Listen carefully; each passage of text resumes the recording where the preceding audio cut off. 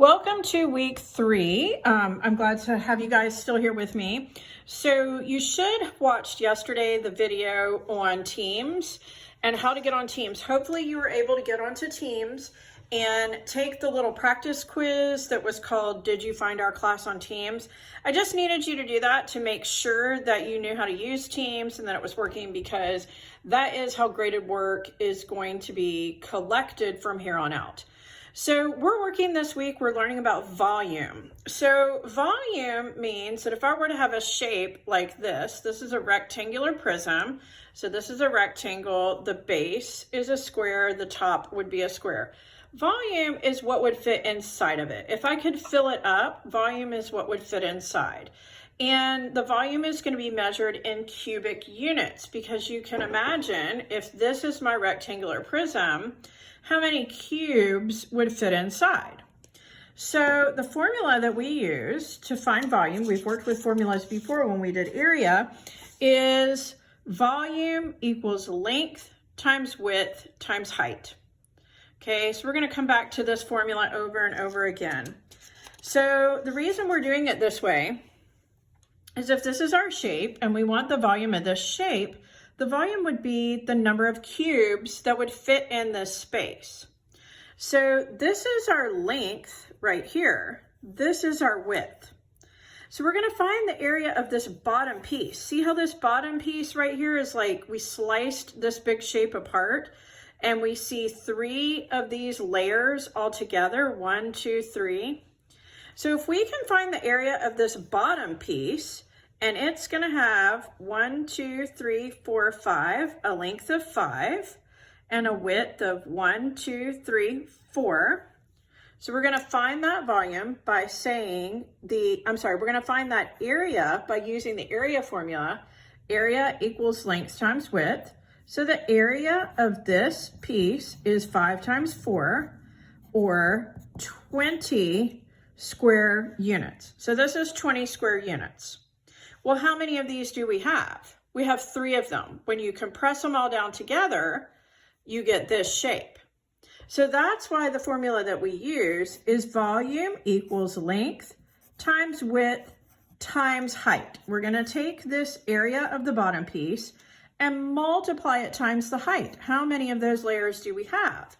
So in this case, we find the volume by multiplying 5 times 4, that's the length times the width, times 3, which is the height. So order of operations, or PEMDAS, tells us to go left to right because it's all multiplication. So we've already done this. 5 times 4 is 20.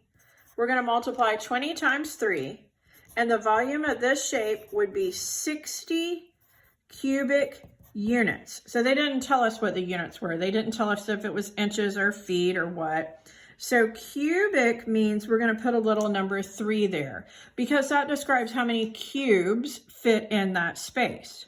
So 60 cubic units we find by multiplying the length times the width times the height.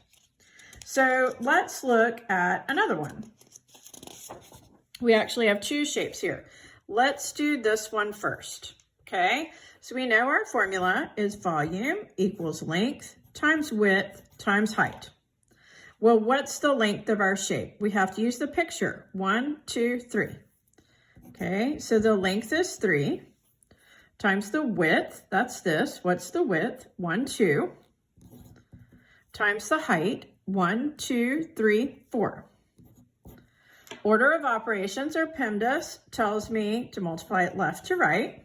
So 3 times 2 is 6, times 4 gives me a volume of 24 units cubed, or cubic units.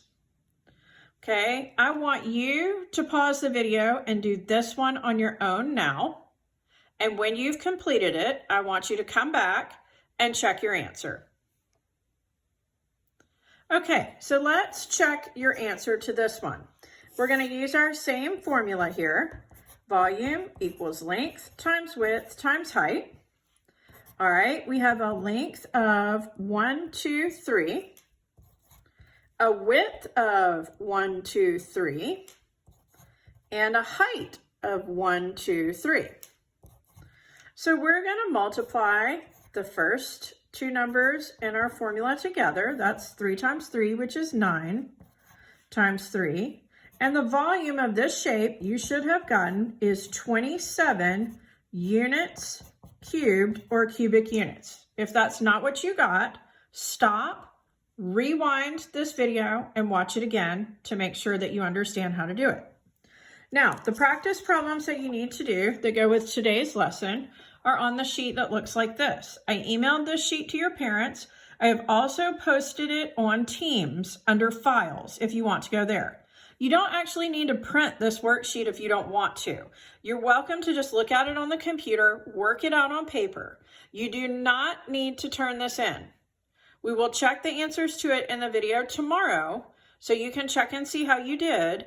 But again, you do not need to turn this in. All right, talk to you guys tomorrow. Have a good day.